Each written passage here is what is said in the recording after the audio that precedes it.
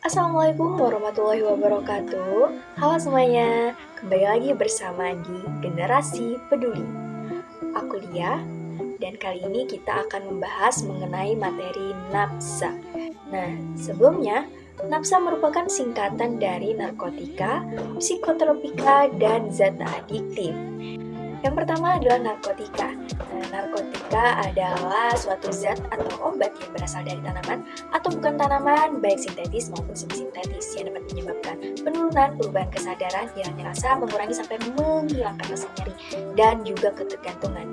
Narkotika dibagi menjadi 3 golongan. Yang pertama adalah golongan pertama, contohnya seperti ganja, heroin, kokain, atau morfin. Selanjutnya ada golongan 2, yaitu petidin dan benzetidin. Selanjutnya ada golongan ketiga, yaitu contohnya adalah kodein. Selanjutnya psikotropika. Psikotropika adalah bahan atau zat alami atau sintetis yang memiliki pengaruh pada susunan saraf pusat yang menyebabkan perubahan perilaku.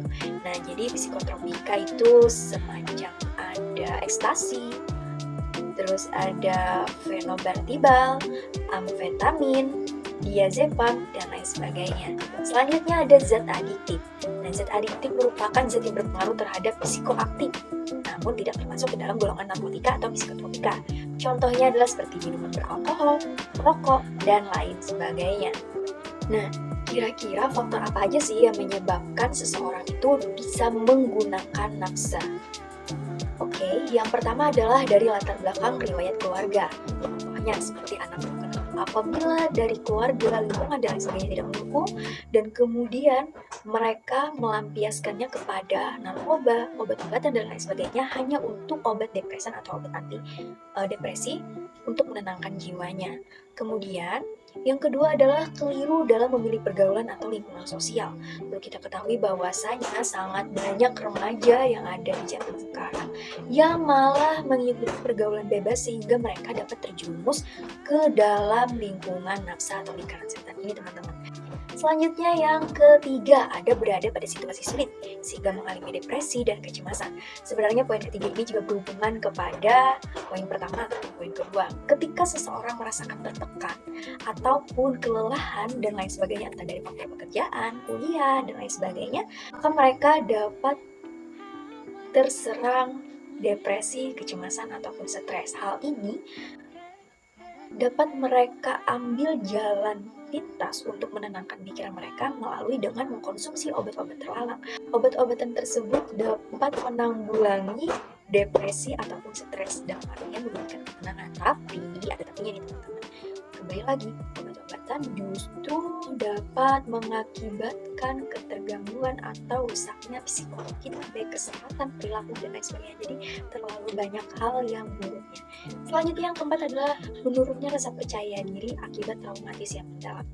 Banyak sekali di kehidupan sekarang, baik itu remaja ataupun orang-orang yang sudah dewasa, mereka mempunyai traumatis dalam kehidupan mereka seperti percintaan atau pekerjaan, sehingga mereka dapat hal-hal tersebut dapat mengganggu psikologi mereka.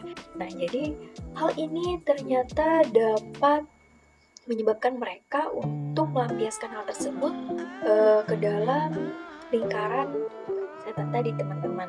Dalam artian di sini kita bahasnya adalah nafsa. Contohnya seperti mereka yang dikucilkan, mereka yang kehilangan orang tua atau mengalami kejahatan seksual sampai mengakibatkan trauma yang sangat mendalam, sehingga mereka tidak dapat lagi mencerna mana yang baik dan mana yang buruk.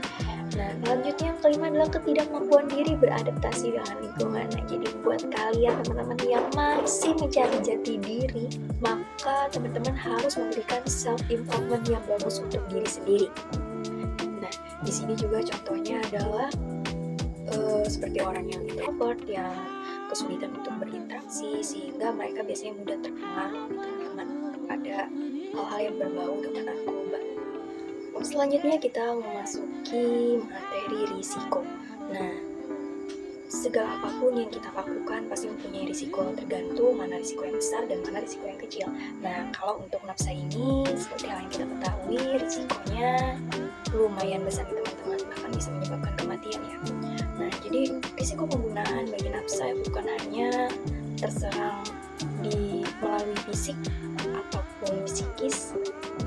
Hal ini ini juga dapat mengakibatkan orang lain pun mendapatkan impact-nya.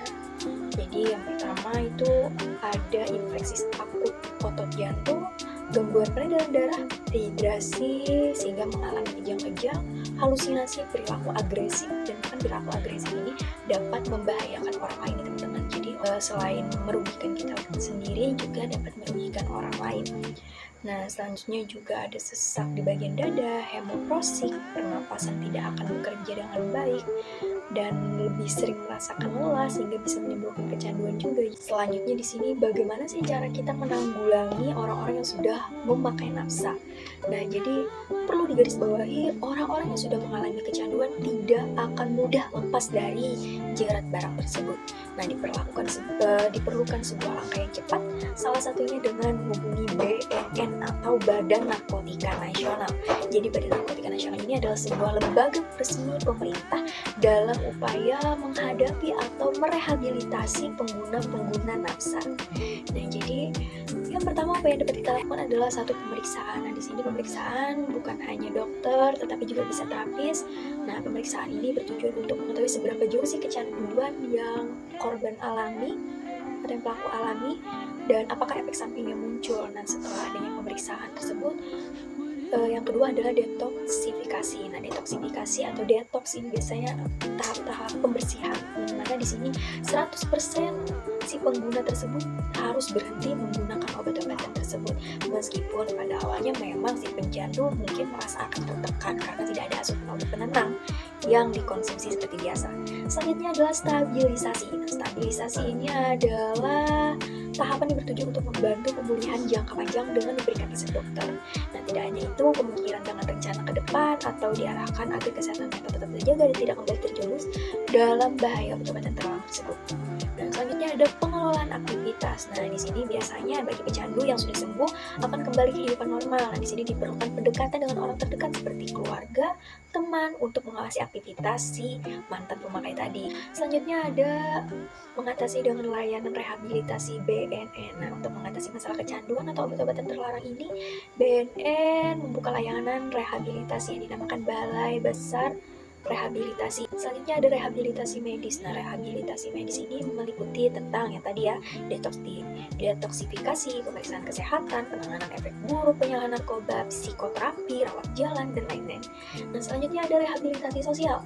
Nah, rehabilitasi sosial ini seperti mengikuti seminar, konseling, terapi kelompok, study group, dan lain sebagainya. Selanjutnya ada kegiatan kerohanian. Tentu landasan atau fondasi awal kehidupan manusia adalah bagaimana cara mereka beragama, karena di sini agama merupakan norma-norma atau aturan-aturan yang berlaku bagi setiap insan, bagi setiap semua orang. Nah, jadi bagaimana cara mereka bisa lebih mendekatkan diri kepada Sang Maha Pencipta.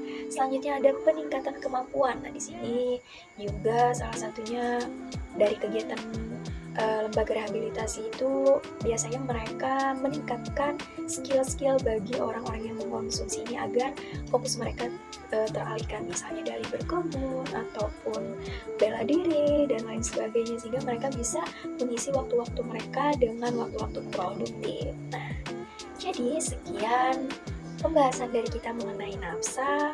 Kalian boleh mencari sumber-sumbernya di mana saja karena sekarang sangat banyak kita temui juga baik di internet, sosial media, ataupun buku-buku lain mengenai nafsa dan bagaimana cara kita menanggulanginya, teman-teman. Oke, sekian. Terima kasih.